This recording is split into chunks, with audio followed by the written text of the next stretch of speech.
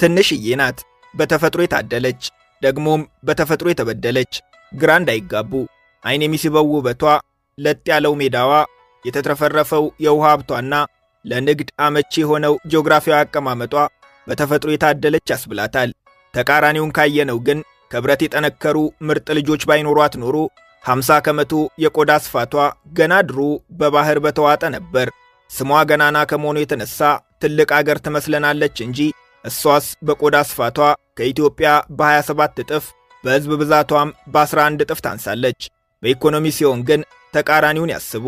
በ1.1 ትሪሊየን ዶላር ጂዲፒ በ62500 ዶላር የነፍስ ወከፍ ገቢ የምድራችን 17ኛዋ ሀብታም አገር ናት ኔዘርላንድ። ሆላንድ የሚሏትም አሉ። እነሱ ግን ሆላንድ ሲሏቸው ለምቦጫቸውን ይጥላሉ።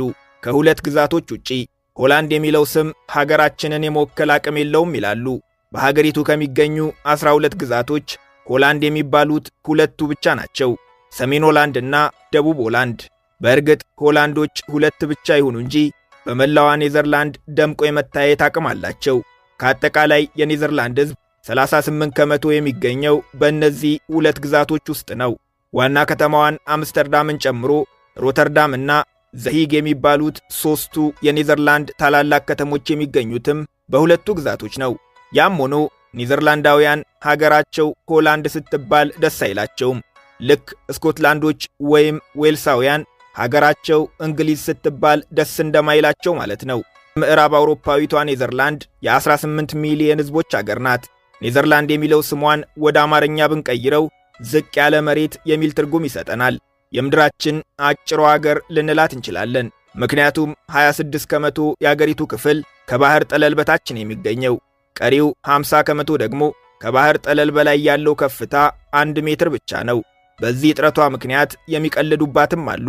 አንዳንዶች የኔዘርላንድ ከፍተኛው ቦታ ለመኪና ፍጥነት መቀነሻ የሰራችው ስፒድ ብሬከር ነው ሲሉ፣ ሌሎች ኔዘርላንድን ለመጎብኘት አውሮፕላንም መኪናም መሳፈር አያስፈልግም፣ ሙሉ አገሪቱን ለማየት ወንበር ላይ መቆም በቂ ነው ሲሉ ያላግጡባታል።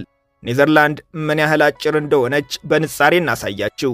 ኢትዮጵያ ከባህር ጠለል ያላት አማካይ ከፍታ 1330 ሜትር ሲሆን የኔዘርላንድ ግን 30 ሜትር ብቻ ነው። አጭሯ አገር የዛሬዋ መዳረሻችን ትሆናለች።